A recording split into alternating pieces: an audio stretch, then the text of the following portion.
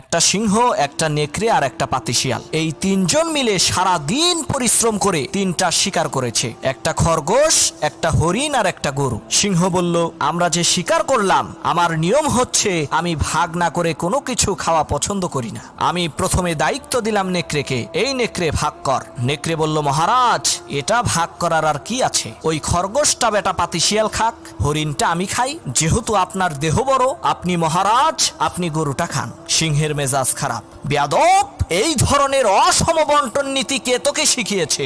এক থাপ্পড় মেরেছে, নেকড়ের কল্লা 50 হাত দূরে যেয়ে পড়ছে। এবার সিংহ শিয়ালকে বলছে, এই শিয়াল ভাগ কর বেটা। শিয়াল কয়, মহারাজ এর মধ্যে ভাগ করার কিছু নাই, আপনি ব্রেকফাস্ট করবেন খরগোশ দিয়ে, লাঞ্চ করবেন হরিণ দিয়ে, আর ডিনার করবেন গাভী দিয়ে। মহারাজ খুব খুশি। হে রে শিয়াল রে, এত ইনসাফ ভিত্তিক বন্টন নীতি কে তোকে শেখালো রে? শিয়াল বলে, কিছুক্ষণ আগে যে কল্লা দিয়ে গেছে